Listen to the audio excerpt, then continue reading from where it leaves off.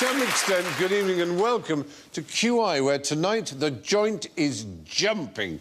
Lots of hoops to get through, so let's meet our jumpers. A classy thoroughbred, Julian Clary.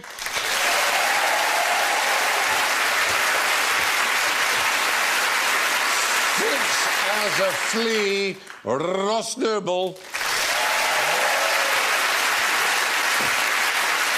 The human pogo stick, Bill Bailey. And a nice, warm, woolly top, Alan Davis. There we are. So they've all got buzzers, and Julian goes. Jump around. Jump around. Well, I'm not happy. Sound to you jumping in there, I believe, in the pop music sphere. Ross goes. Good overbite. That also had jump. Bill goes.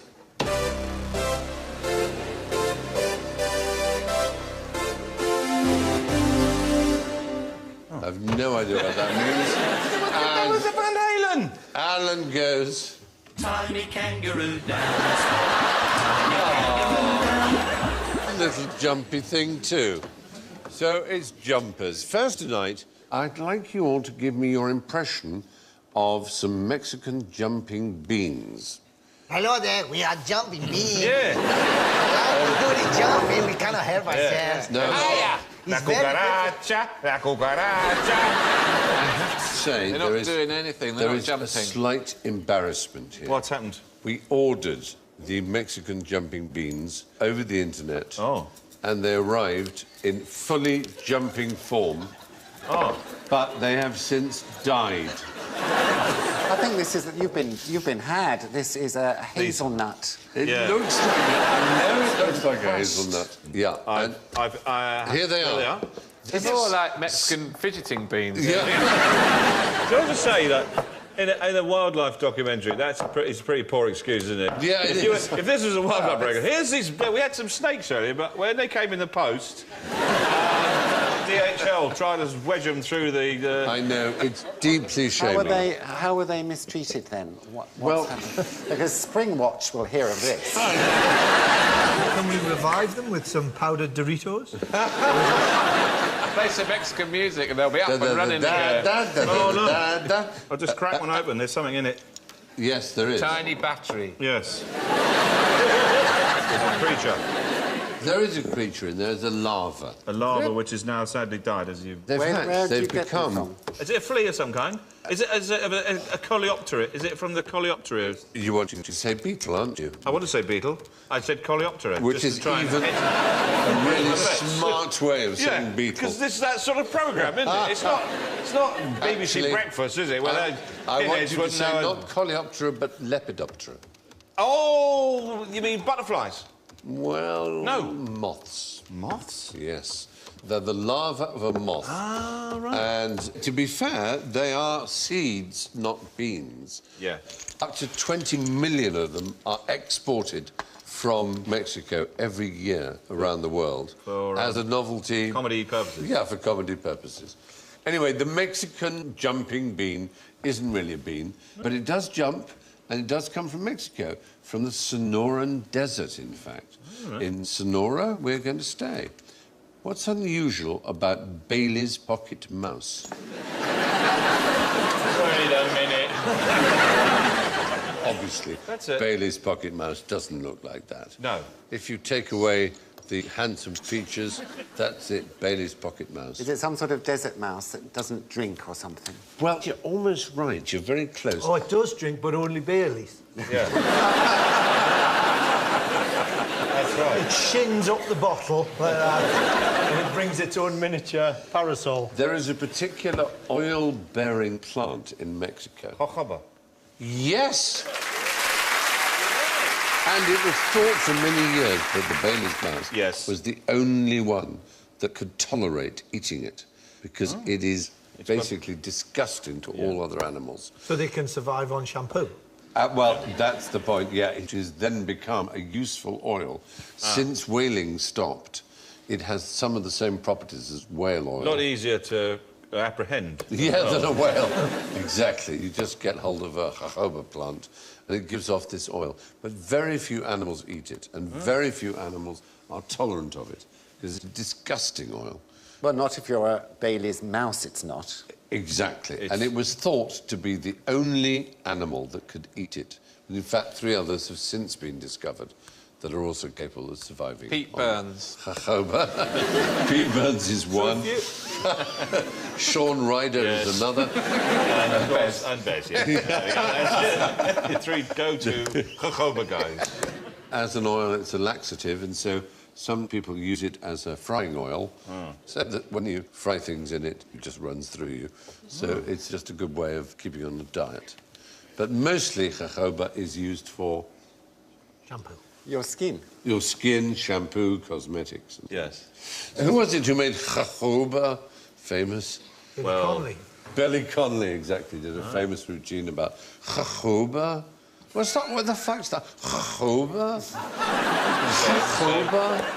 He has a way of repeating words, Billy Connolly, that I remember many years ago, when for the first time he was elected president of Israel, and I got this phone call. Billy Connolly was? No. Hey, I tell you what.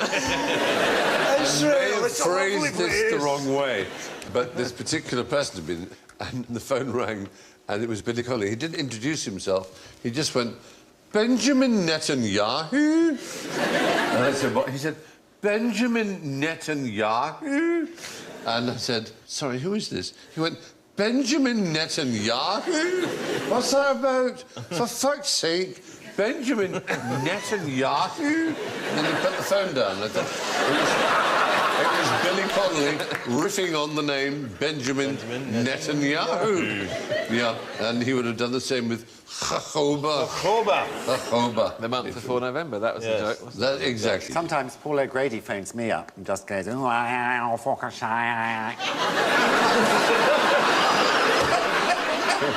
hangs out.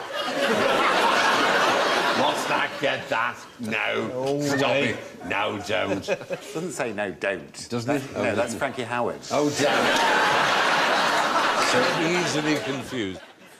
That was your jojoba. Now, who put jolly jumpers on their skyscrapers? Is it Cockney rhyming slang? Jumpers on your skyscrapers. Doesn't rhyme with anything. No, it doesn't.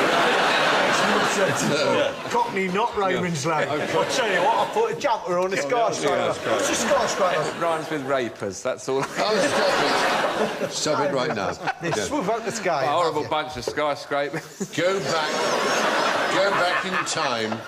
Go back in time before tall buildings. What was a skyscraper before there were such A things? tree?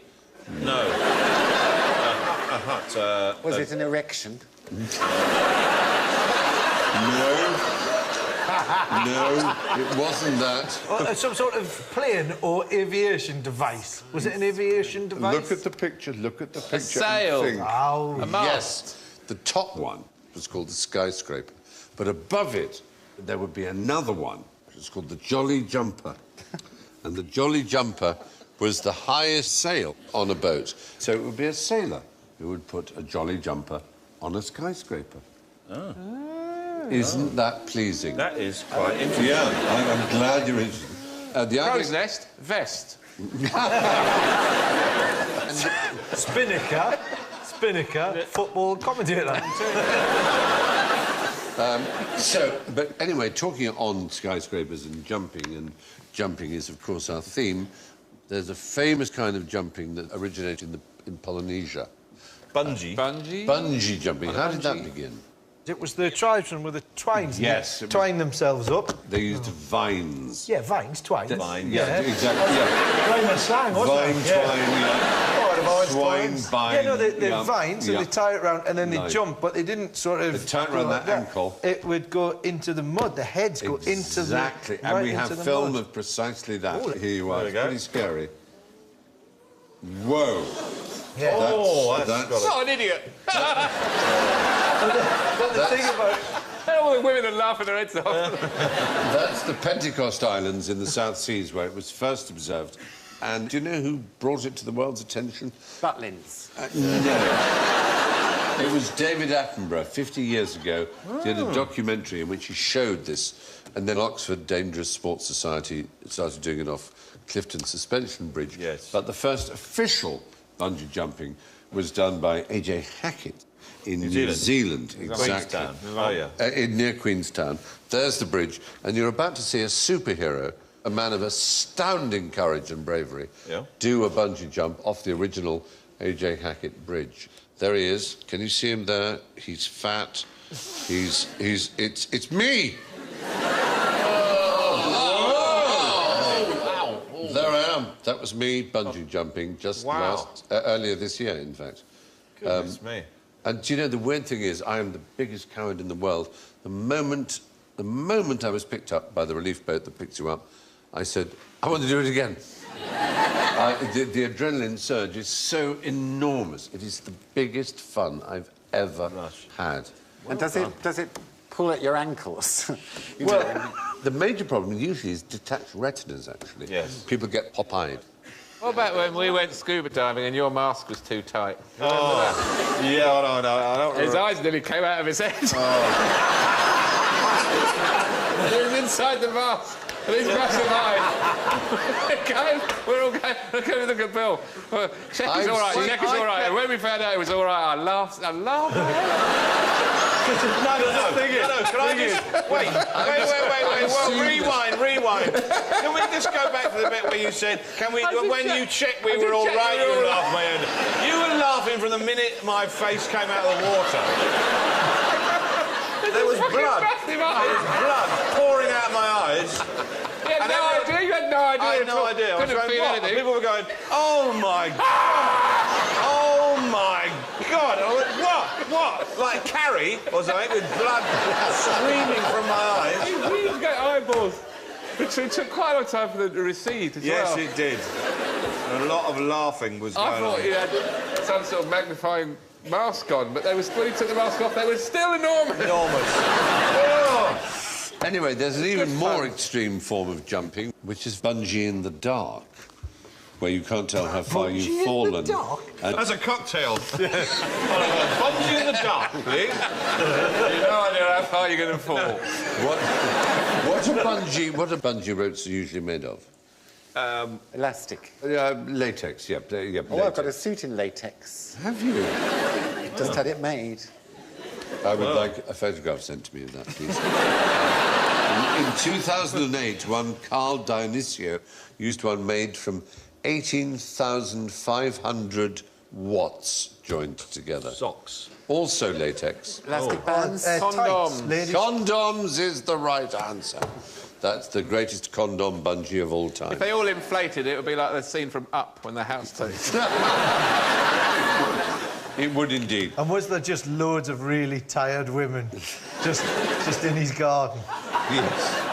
Anyway, so jumping off a bridge turns out to be as easy as falling off a log. Now, how could these weights give you an extra 6.5 inches? Hang them from your cock.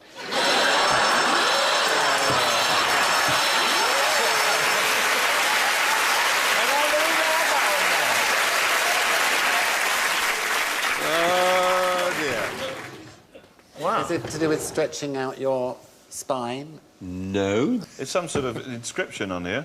Yes, in what language? Sort of sound Greek, was it? Just if we Greek is the right answer. Is it Greek? Oh, It's right. a Greek This is the object. new Greek currency.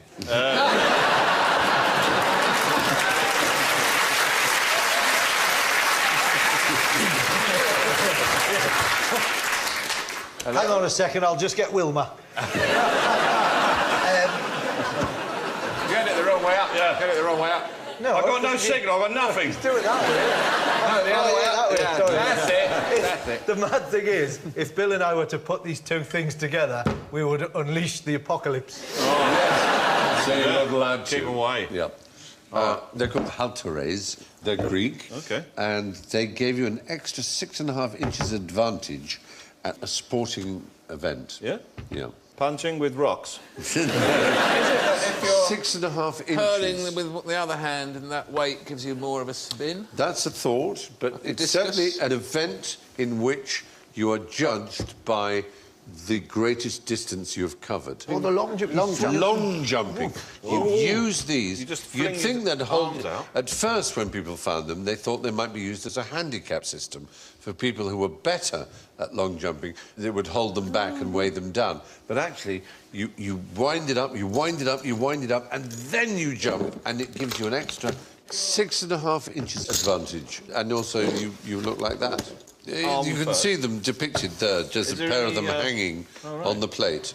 Is there some sort of checking system in the Olympics to check that people aren't, you know, giving themselves an extra advantage? Well, nowadays, of people course, you would certainly not be allowed to do that. You would not Having be allowed to use metal Nowadays, implants in their jump. knuckles. Yeah, exactly.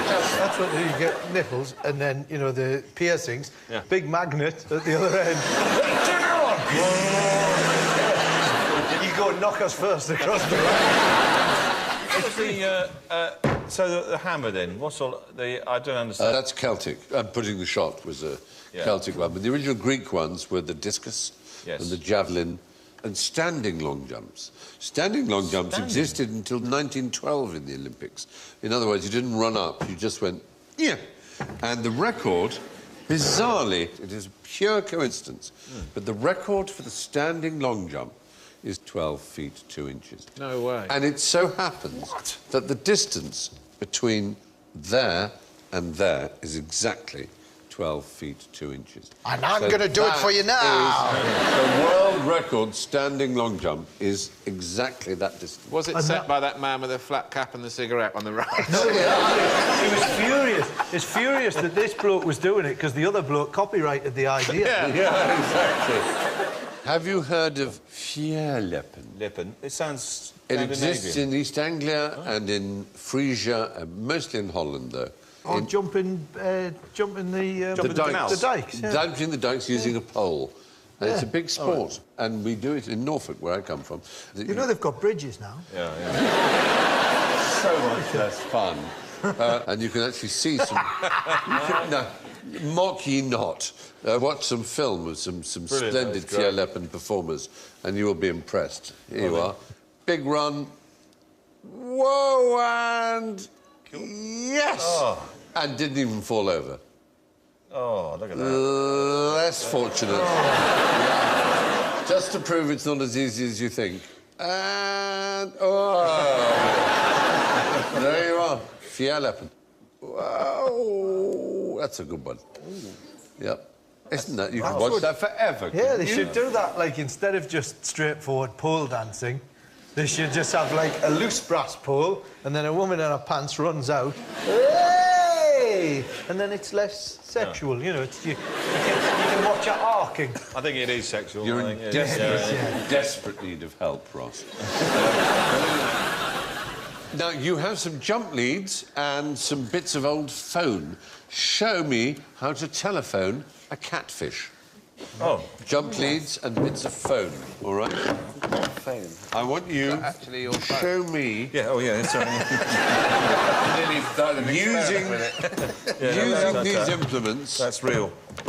how you would Oh, sorry. Telephone. We thought you said foam. No. We were looking for a sponge. What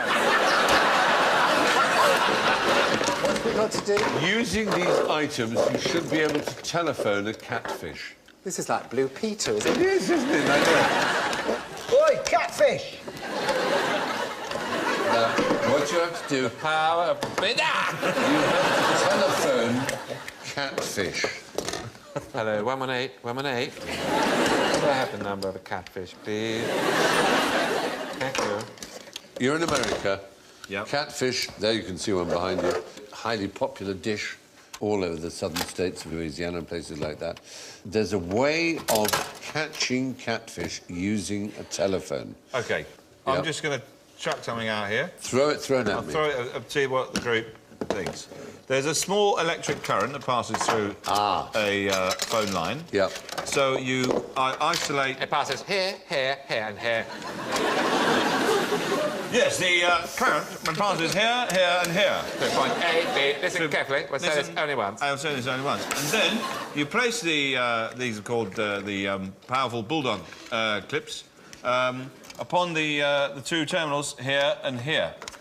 That's electrocuting. I think you've connected the same wire to itself. Yes, there's a few teething problems, obviously. Now, there we are. There we have a current. There's a copper bit there. That must be doing something. Right. Yep. Now you place these in the water Yes. near the catfish, and then you dial, I don't know, 1-800 catfish, and causes a small current to pass through the water, stunning the catfish, which floats the service. You're absolutely right. It was in the early days of telephones, actually, to be honest, Yeah. when they used these magnetos. It was the old dial-a-phone thing. Oh, yeah. And you would take that from your phone, the old wind-up phone. You'd crank the handle, the fish would be stunned by the electrical current, and you would simply scoop them up and take them home. So it's not specific to catfish. Well, it was used for catfish, and it was so successful that it became essentially illegal because it overfished the catfish I've population. seen someone doing that in Thailand with a car battery. Slung over his shoulder on a strap. I know, they do it. And a pole and just wading up to his knees and just zapping. And as you'll know, Fish. Bill, in Indonesia, they use cyanide and dynamite to fish. On the tourists. In Georgia, in 1955, you could get 30 days on a chain gang for telephoning a fish. It was called literally telephoning the fish. There's an academic study called Telephoning Fish, an examination of the creative deviance used by wildlife violators in the United States. So it was that big of a problem. You could probably smash a rabbit's head in with that as well. Yeah, you could do. There's a lot of wildlife that could meet a terrible end from this stuff. You know, round a panther, you know. There was another thing they used to do, which is a way of poaching deer, is that in the evenings, the deer would mingle with cattle. Socially. Socially, yeah. And you Hi, would how you crawl doing? up behind a cow with a pistol and you'd shoot the deer. But the problem is you're in the middle of a field and you're miles from home.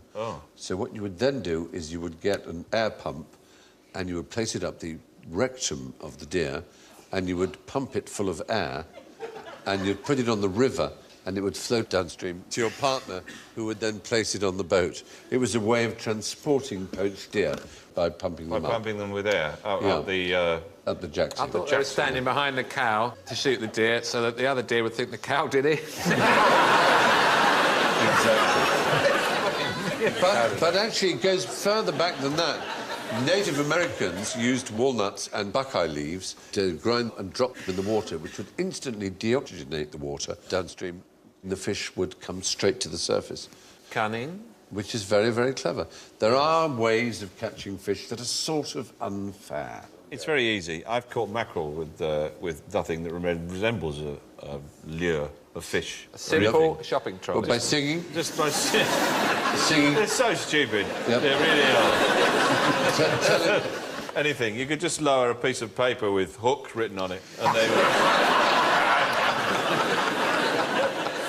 Poor mackerel. Swim to the shore, fling yourself onto the beach. OK. So it's time to put away our telephones and our objects, if we can. It's all right. OK. So much for telephoning fish. How about jumping camels? What? Jumping camels. Jumping camels? Yeah. What do you It's, mean, just, you know, without any kind of a chit-chat before? Just, Jump the beast. just straight in... In the Yemen. In the desert as well. In the Yemen. I don't believe that camel can jump. I never did it to lift itself off it's the not ground. the camels that are jumping. Do you jump from one camel to another? It's more than that. Think Eddie Kidd. Oh, jumping over... All right. Yeah. Stunt bike. Stunt. Not bike, though. Oh. Just simply by your own human power, leaping over camels. What? The record is 6. No. One human being can run up and leap over 6 dromedaries. With a trampoline or something? No, there's a small amount of dirt laid up as a kind of jumping off point, but no trampoline. Is there a bicycle pump involved? No bicycle. No bicycle pump.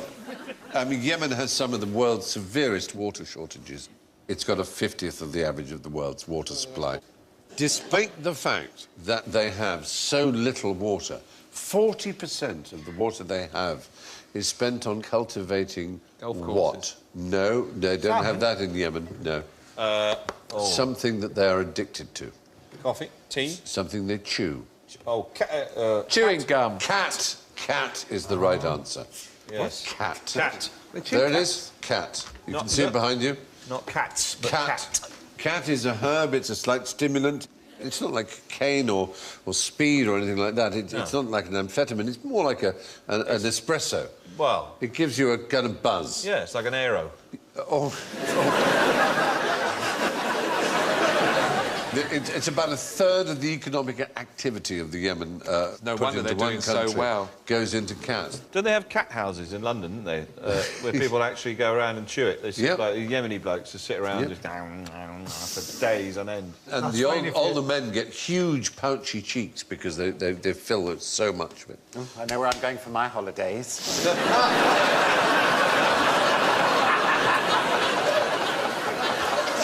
All right. OK.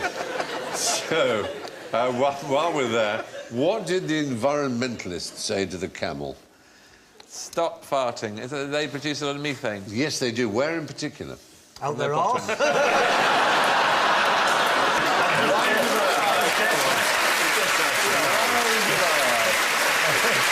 No, there's a particular place where camels are Known for it. extremely numerous. Where- Egypt.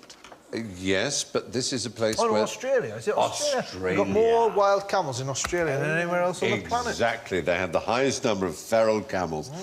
In fact, they have 1.2 million of them. I like rats. They're vermin. Yeah. They get in your house. Yeah, It's and a you can nightmare. see this. Only that sign traps could be down Australia, couldn't it? Look at it. Camel, wombat, kangaroo. But the fact is, they export them to Arabia for meat right, they and do, for yes. racing. Because they're a finer sort of Yeah. species of They were camel. brought over originally as a pack animal to Australia. They seemed very natural because Australia's a dry country and camels survive well, obviously, in dry climates. People thought perfect, but of course they bred and they bred and they bred, and suddenly you've got these 1.2 million camels. Yeah. And they do an enormous amount of anal wind expulsion. They were on at download. Actually. 45... It's actually... It's, They supported orchestral To be fair manoeuvres to in the them- dark.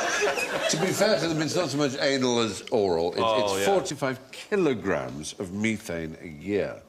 Oh, God, you wouldn't want to stick one of them in a river, would No. you?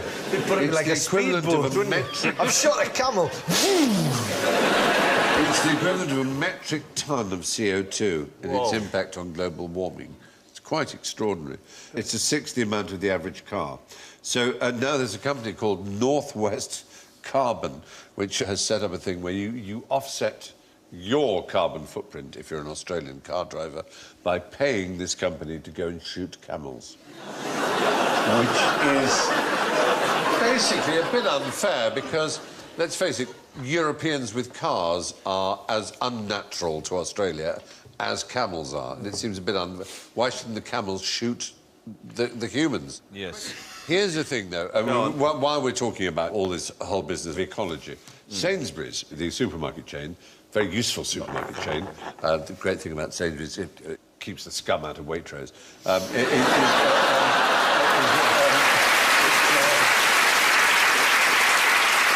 All right, here's an initiative announced by Sainsbury's. Go on. By reducing the diameter of the tube of a loo roll from 123 millimetres to 112 millimetres, right? Just 11 millimetre reduction. They will be able to fit more rolls into the same lorry. Given the scale of the loo roll market, we use 45 to 50 rolls a year each. And that's including you. I do that over weekend. Yes, all right. This will mean 500 fewer lorry trips a year just by doing that, by reducing the centre tube by 11 millimetres. Well, this is the principal difference between men and women, in my view, is the amount of loo roll that women use is unbelievable. I mean, a roll could go in one visit. To be fair, though, Wrapping it round.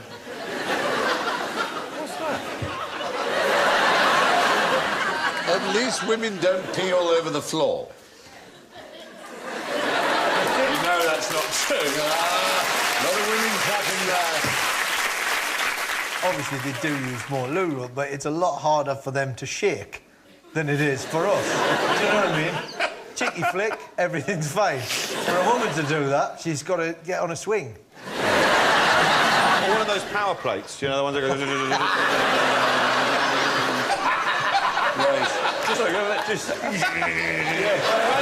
of those. You wouldn't need a power plate. All you need is a vibrating loo. Oh, that's it. There you go. Sit on it, you have a wee, press a button. Yeah. And you're clean. Trouble with that is they'd never get off it.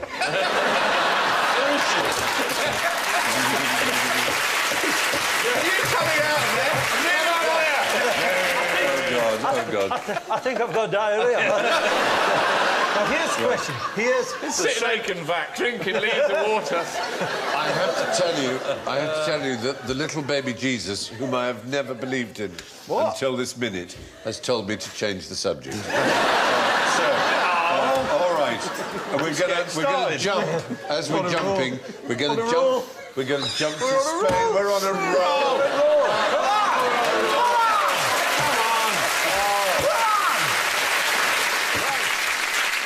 Why do these babies have nothing to fear? There are men jumping over them. Oh. But why have they nothing to fear? Oh. Yes. It's a real event that happens in Spain. Baby jumping.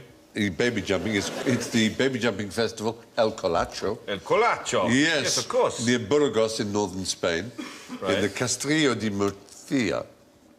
The reason is that these babies have been purged of their original sin in this ceremony, so that if they die, they won't go to hell. Burgos has the largest cathedral in Spain. It's a very huge cathedral. Enormous. Yeah. I love the concept of original sin. It's like you go to confess and you go in and the priest goes, that's not original enough. Derivative sin. All right, then, I got a transit van and then pushed it into a bouncy castle. Yep, I haven't heard that before. Have a blessing. Well, yes, the Catholic Church is slightly embarrassed about this festival, actually, because... I could think, on the vibrating loo, you'd have different speeds, wouldn't you? Dial. Maybe side to side, forwards and back, round and round. But basically... And then one... and then one like the waltzers. They go right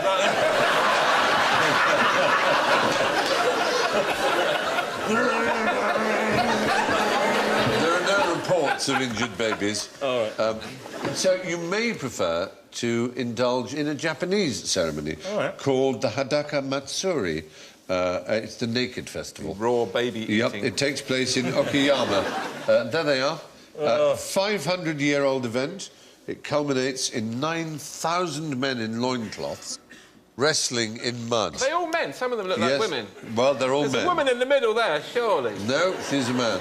He's a man. and then, in the end, the lucky man gets thrown a pair of sticks by a Shinto priest at around midnight, and the winner thrusts the sticks into a wooden box filled with rice and is granted a year of happiness.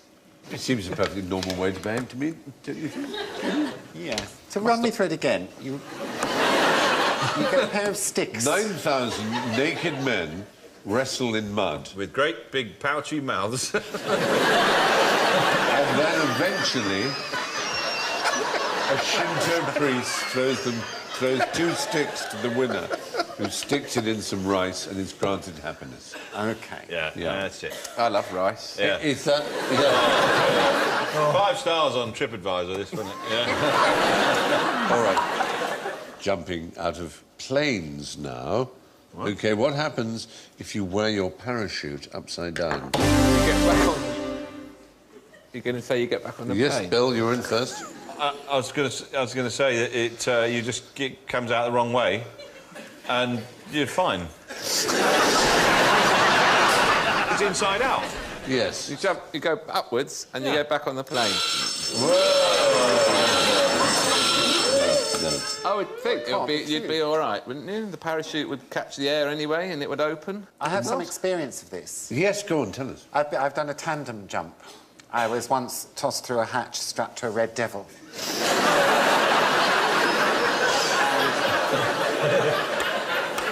my life sort of flashed before me. Yes. And I didn't think the parachute was going to come out, but obviously it did, or I wouldn't be here. But I did ask Keith, his name was. Keith the Red Devil. Yes. What would happen? It doesn't bear thinking about, apparently. No, No. you would die. You really would die. Yeah. Did you ask him this on the way down? Keith! Shut up! Just shut up! You can't speak at all. Before the parachute goes up, you're falling so quickly, your cheeks are out here. Pouch-like. Pouch-like. You see a theme is emerging. And I had a camera attached to my helmet, which... Behave. Everyone is to behave. Just because Julian said helmet it's not a cue for laughter. It is a butch It's moment. a night out, isn't it? Yes. Anyway, you couldn't speak because of the velocity of the wind filling up every orifice. Can I have a point? You certainly can. You're absolutely right, yeah. The problem with the early days of parachuting was that the standard-shaped parachute would cause a lot of waving back and forwards. So someone said that maybe a V-shaped parachute would be a good idea. A 61-year-old watercolourist called Cocker. Oh, Cocking, I beg his pardon. Cocking.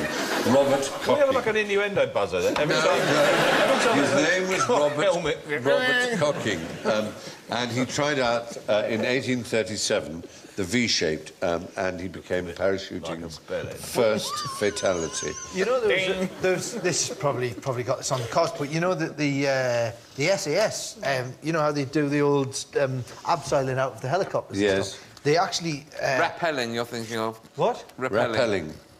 How dare you? Yeah. Speed repelling. Speed repelling. Yeah, they experimented parachuting out of helicopters, and of course the downdraft caved the thing in and they just die. Yeah. So that's why they did the rappelling, as I like to call it. Yeah. Very good. You get sucked up into the updraft, which you don't want to get sucked You up. don't want to get sucked up in it, or You what? don't stop it. Cocking. Pouch like mouths. Cocking tried to involve downdraft. himself with a balloon, and he went from the balloon and he went up too fast. It was all it was a big disaster. Went anyway. up too fast. Yeah, it's Yeah. gone up too fast. He died on the spot, and the landlord of the pub where he landed charged people £6 to look at his body and made £10, which is quite successful. He was lying there stiff as a board. Yeah. But his widow successfully sued him and he had to pay the £10 back. Oh. But who was it who proposed a parachute back in 1485? Proposed a parachute. Yeah, proposed, suggested the idea of a parachute. Bound to be Da Vinci. It was indeed Leonardo da Vinci. Leonardo Yeah, DiCaprio. Leonardo DiCaprio. He never tested it practically. The first actual jump of a parachute was made in 1783, which is quite early, isn't it? Yes. By someone called Louis-Sébastien Lenormand, from a height of only 4 metres. So there we are. That's your parachuting. Now, this is fun. It's a dubious theory about jumping foxes. A dubious theory from Stephen Fry. According to researchers from the Czech Republic, foxes prefer to pounce on their prey in a northeasterly direction. As long as they do so, they are successful 73% of the time. If they jump in some other direction, they are much less successful, 18% of the time. So, the researchers think they must be using the Earth's magnetic field in some way which we don't yet understand. Dubious or not, visit foxyschmoxy.co.uk and then decide for yourself if you dare. A dubious theory from Stephen Fry. Yes, it is actually true that foxes do, the vast majority of their pounces on mice in particular are in exactly that direction. In the northern hemisphere, the magnetic field tilts downwards at about 65 degrees. Yeah. And the idea is the fox searches for the spot where the angle of the sound hitting its ears matches the slope of the Earth's magnetic field. It knows it's then a fixed distance away and can accurately leap on the mouse. It seems to be that it does have some very strong bearing on the Earth's magnetic field. And while we're on the subject of snow, we should look at avalanches. What should you not do if there's a danger of an avalanche? Make a loud noise. Oh, Julian, I wish you hadn't said that. No. Although it's a convenient plot device in movies, the idea of a gunshot or a shout or a loud noise causing an avalanche is a complete fallacy. Oh, I'm sure I've seen it in a film. As I say, it does happen in films, Right. but not in real life. Look at this one here. Wow. Look at it. Look at this. Coming straight at the camera. This is scary. Look at that. Jesus. Look, I mean, that is... Ah... I'd love it if it came over Julian and Ross. And then it's going to hit the camera in any minute. Bang. All right, so we're now going to have something incredibly exciting. At least I hope it's exciting. It's a jolly jape. I do love my jolly japes. I love a jolly jape. I've got here a little... what I'm going to try and do is I'm going to try and create something that will make you think, no, Stephen, this is not possible. Stephen, I will now bow down and worship you forever. I'm going to try and create a square bubble. No. No. Shut up, Stephen. I'm on the verge of worshipping you forever. Yeah, exactly. How would you not be? A square bubble. Shut the all front door. So I've got this. I've got this here. Can you see that bubble there? Oh. But it's not yet square. But if I blow, No way! square bubble. Oh. Square bubble.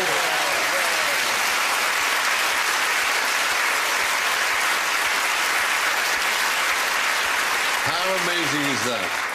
Very cool. On television, virtually live, as we say. It's probably the only interesting and important thing I've ever done in my life. But I'm proud, and thank you for enjoying my square bubble. Oh, Well, that's the Jolly Jape, and on that bubble shell, I jump over to the scoreboard. I suppose I have to begin at the bottom. Julian. No. Unfortunately, you scored -7 points. You were at third place with -4. Thanks, sir. In second place with 5 points, Ross Noble. And just 1 point ahead on +6 is Bill Bailey.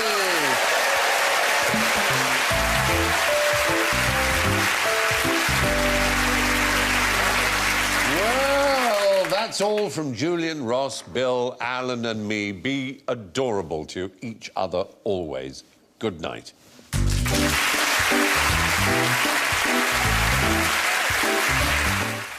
Stay with us here on BBC HD, heading from Woolwich to Bangladesh as we find the toughest place to be a foreigner next.